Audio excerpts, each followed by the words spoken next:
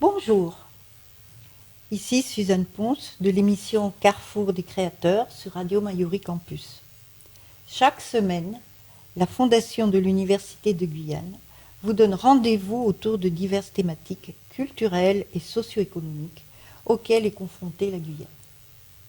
Aujourd'hui, Madame Audrey Deby-Bacas est notre invitée.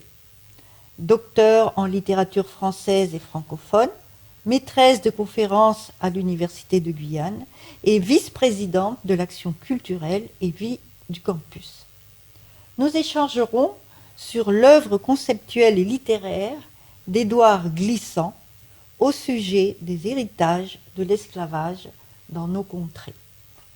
Bonjour Madame Deby-Bacas. Bonjour Madame Ponce, merci de me recevoir. Pendant près de 4 siècles, le commerce entre humains est une industrie florissante étendue à de nombreux pays européens. On pense à la Grande-Bretagne, bien sûr, la Hollande, l'Espagne, le Portugal, la France, mais aussi le Danemark. L'ouvrage collectif auquel vous avez participé, L'esclavage en mots et en mots MAUX et en images, se penche sur ces faits historiques. Qu'est-ce qui vous a motivé pour participer à cet événement, cet ouvrage? Alors c'est vrai que la première chose qui m'a intéressée, c'est le titre de l'ouvrage, L'esclavage en mots. Étant spécialiste de la littérature francophone, il m'a semblé très intéressant de voir comment ces questions d'esclavage, de mémoire, de déportation prenaient corps dans le roman. Donc moi, je me suis basée sur le roman d'Édouard Glissant, La case du commandeur. Et c'est vrai que lorsque Madame Danglade, qui est directrice de l'ouvrage, de cet ouvrage collectif, m'a contactée, c'était avec un grand plaisir. Je suis revenue un petit peu sur les notions de traversée.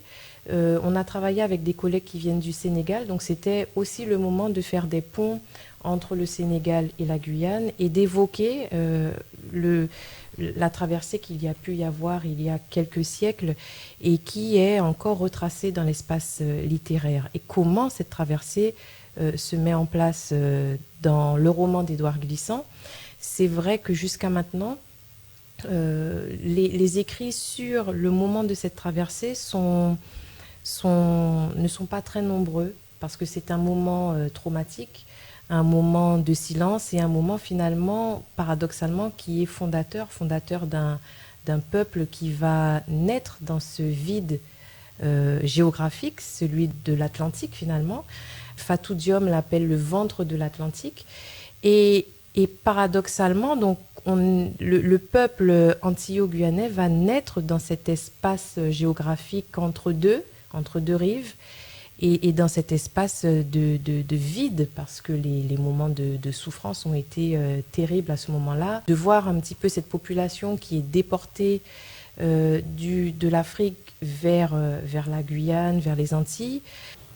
Donc ce qui m'a surtout intéressée au niveau de ma contribution dans cet ouvrage collectif, c'était d'analyser justement toutes ces questions mémorielles au niveau géographique par rapport à cette déportation physique de population, mais comment elles étaient traitées au sein de l'espace narratif du roman d'Édouard Glissant, La case du commandeur. Je vois que vous avez le livre à votre droite. Est-ce que vous pouvez le montrer aux auditeurs? Avec plaisir. Je ne sais pas si vous Donc le voyez voilà. Ici, voilà. Et on voit que c'est un ouvrage collectif dirigé par Madame Danglade, professeure de l'université. Et nous avons Monsieur Dienne et Monsieur Diour qui sont les deux collègues africains des universités africaines qui participent à cet ouvrage. Tout à fait. Donc merci. Vous parliez d'Édouard Glissant et de son œuvre particulièrement. Donc c'est un poète, un romancier, un philosophe. Pendant longtemps, il a été professeur de littérature française aux États-Unis et à l'université de la ville de New York et directeur de la revue du Courrier de l'UNESCO. Alors, quelle est la pensée d'Édouard Glissant sur ce thème-là? Alors, c'est comme vous l'avez dit, c'est un philosophe. Et c'est vrai que c'est quelqu'un qui est souvent cité dans les travaux de recherche au niveau de ses théories littéraires. Donc il y a plusieurs théories, la théorie du tout-monde, la créolisation, la théorie de l'identité rhizome, et puis une autre théorie qui est celle de l'opacité. Et sa posture a été celle de dépasser le mouvement de la négritude qui s'était mis en place quelques années auparavant, en essayant de ne pas avoir un discours victimaire, comme il le dit, mais d'essayer de dépasser ces questions historiques pour voir un petit peu comment elles pouvaient prendre corps au sein de ces nouvelles théories qui dépassaient ce mouvement de la négritude. Il est souvent cité sur ses aspects théoriques, sur ses aspects philosophiques. Ce qui m'a intéressée, c'était de voir comment ces théories pouvaient réinvestir le texte, le roman, et on le voit très clairement. À la lecture de ce roman, la toute première fois, j'ai été un petit peu déconcertée parce que la lecture m'a semblé très difficile. J'étais lycéenne et j'ai trouvé le roman très difficile, très opaque, comme il le dit. Et je me suis dit, après avoir commencé mon parcours universitaire en littérature, et en littérature francophone en particulier, à un certain moment, j'ai eu envie de relire, et j'ai redécouvert ce texte sous d'autres aspects. Et en fait, on se rend compte que les théories d'opacité, et c'est peut-être pour ça que le roman était difficile à lire au départ, sont vraiment imprégnées dans le roman. Et j'ai beaucoup aimé les stratégies qui étaient mises en place pour justement parler de ce vide historique, de ce vide mémoriel dont on parlait tout à l'heure, sur ces questions de déportation géographique, et de voir comment, à travers une intrigue principale, il y avait toujours ces questions qui étaient en fond, finalement, ce que j'appelle un théâtre mémoriel, puisque derrière l'intrigue principale, il y a l'histoire avec un grand H, qui essaye de ressurgir et qui essaie de se dire, puisque cette histoire a été occultée, a été raturée, a été refoulée. Je m'appuie sur les travaux de Jean Belménoël, par exemple, qui traite de l'inconscient du texte. Donc, de la même façon que l'histoire a été refoulée, finalement, dans l'inconscient du texte, elle arrive par bribes, par certains moments, elle arrive à remonter, et elle arrive à se dire finalement entre les lignes grâce à des stratégies particulières. Celle qui est utilisée chez Édouard Glissant, c'est une thématique qui revient très souvent, celle de la folie, qui est une thématique, donc, comme vous l'imaginez bien, très, très complexe. Et c'est à ce moment-là, et c'est grâce à ces crises de folie du personnage principal qu'on arrive aussi peut-être à dire l'histoire, à dire, à faire ressurgir des bribes, puisque nous ne sommes pas des historiens. Et donc la littérature, qui est un moyen d'expression très intéressant, mais très libre et finalement aussi très subjectif, va permettre de reconstituer une histoire à travers le prisme d'un auteur, à travers le prisme d'un personnage. Et c'est peut-être de cette façon-là qu'on va réussir à reconstituer les histoires de cette population qui s'est perdue entre les deux rives. Bien, bien, bien. Et donc, l'histoire même du livre, en quoi elle consiste, le roman? Le roman, donc c'est une dame qui s'appelle Marie Cela et qui, au fur et à mesure, perd la tête, devient folle, est moquée un petit peu par toute la population. Et cette folie va continuer, va se retrouver aussi chez sa descendance, chez ses enfants. Le roman commence en fait à rebours, et c'est peut-être ce qui m'a perdu aussi au début, ce qui a perdu pas mal de personnes, c'est que la première section du roman qui s'appelle Tête en feu commence à partir du premier ancêtre de la famille Cela, et puis on a une remontée à rebours de l'histoire de ces personnages. Ensuite, on a une section centrale qui s'appelle le mi-temps du temps, donc le milieu, le centre du temps, et là on a des récits d'esclaves qui sans chronologie, sans véritable... C'est vrai que quand on lit un roman, on a souvent... on commence par le début, on finit et on a des péripéties, on a des schémas actentiels qui sont bien précis. Et ici, ce schéma, il éclate parce que l'histoire avec un grand H n'arrive pas à se dire linéairement, finalement. Au centre de la partie, le mi-temps du temps, on éclate l'histoire. C'est le moment vraiment, le summum de la perte du personnage. Les ancêtres qui parlent de cette déportation, les esclaves, donc on a des récits de fuite d'esclaves également, des récits très très durs. Et puis, troisième partie, on revient au présent. On arrive du coup à mieux comprendre la folie de Marie-Cela, qui n'est peut-être pas si folle finalement, parce que dans ces moments et dans ces espaces de crise, c'est le passé qui se dit. Et la population actuelle et la société actuelle, qui elle est encore sous le poids finalement du discours officiel, ne veut pas entendre ou n'est pas encore prêt à entendre, dans le roman, hein, je parle, n'est pas encore prêt à entendre finalement ces discours si douloureux. Et ils le disent, hein, les personnages le disent à plusieurs reprises, nous ne sommes pas prêts, nous ne voulons pas l'entendre, et on essaie de faire taire ce personnage qui est considéré comme folle. Bien. Et ce passé colonial,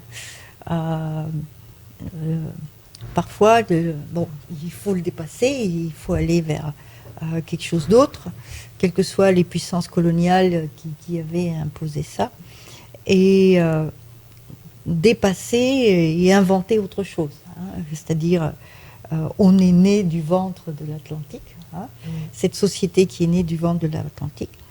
Et est-ce qu'on peut penser ou affirmer que Édouard Glissant a apporté un nouveau regard et montré que de ce ventre de l'Atlantique, toutes ces différentes populations africaines qui ne parlaient pas la même langue, qui ne se connaissaient pas, de là, est-ce qu'il y a un nouveau regard, est-ce qu'il y a un concept, est-ce qu'il y a la créolisation, un métissage, mais c'est un métissage entre différents peuples, même un multilinguisme, une forme d'espéranto qui s'est fait lorsque tous ces peuples se sont rencontrés, alors qu'ils ne se connaissaient pas.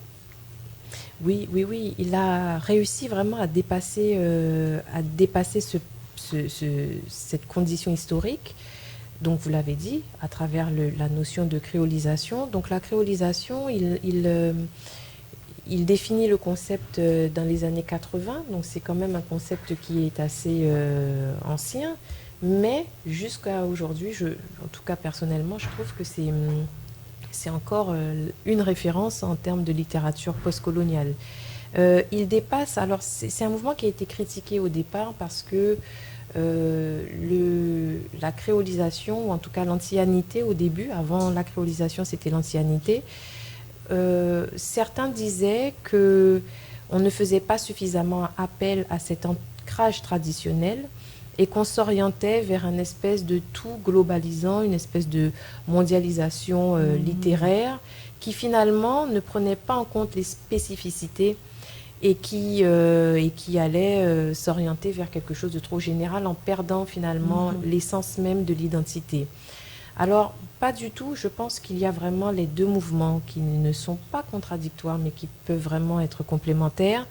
Un premier mouvement, alors c'est ce qu'il appelle l'identité rhizome, cette racine qui est plantée dans le sol, qu'on ne voit pas, mais qui est nécessaire à toute forme de vie. Et donc cette identité rhizome qui représente vraiment le socle, les racines, l'histoire de l'esclavage, cette mémoire, cette souffrance, et qui pousse, qui germe un petit peu et qui se transforme vraiment, si vous avez les images, qui se transforment en une plante qui donne beaucoup de ramifications et qui ne perd pas les racines et qui dépend vraiment des racines initiales et qui va vraiment vers un tout-monde qui n'est absolument pas globalisant, mais qui permet de prendre en compte le passé et les spécificités de chacun, mais de dépasser cette souffrance notamment dans l'espace narratif, où on peut un petit peu commencer à reconstruire, où on peut commencer à reconsidérer, sans pour autant vouloir réécrire l'histoire, mais prendre en compte un certain nombre de voix qui jusqu'à maintenant avaient été oubliées. Et c'est pour ça que dans l'article, je parle d'émergence de l'invisible de la mémoire, puisque grâce à toutes les stratégies qu'il met en place dans son roman, l'histoire, la mémoire remonte à la surface. Ah, très intéressant. Eh ben, nous finissons cette émission. Est-ce que vous souhaitez conclure avec un message particulier? Juste inciter les étudiants, tout le monde à la lecture vraiment d'Édouard Glissant. On est sur le mois de la mémoire et vraiment prendre connaissance de cette œuvre qui est vraiment unique. C'est un temps éperdu qu'on essaie de retrouver, de construire et qui nous aide aussi au quotidien, qui nous aide à mieux se situer au niveau de l'identité, au niveau de l'avenir. Et voilà, si j'ai un message, ça serait vraiment de vous inciter à la lecture d'Édouard Glissant, des romans d'Édouard Glissant. Merci beaucoup. Merci à vous. Donc, cet ouvrage collectif, l'esclavage en mots, MOTS et mots MAUX, est le produit de la recherche scientifique de l'Université de Guyane en coopération avec les universités africaines, dont les discours sur l'esclavage qui nous ont été expliqués, mais aussi, à la fin, il y a une ouverture vers cette créolisation, c'est ce rhizome qui va permettre une nouvelle société, et comme cela a été mis en valeur par Édouard Glissant. Chers auditeurs et auditrices, nous arrivons au terme de cette émission Carrefour des créateurs avec notre invitée, Madame Audrey Déby-Bacas, maîtresse de conférence, vice-présidente de l'action culturelle et de la vie du campus à l'Université de Guyane. La recherche mène en application directe sur le positionnement et la mise en valeur du territoire, sa relation avec la société et source et création de richesses. Carrefour des créateurs, c'est sur Mayuri Campus, chaque samedi à 10h. À bientôt.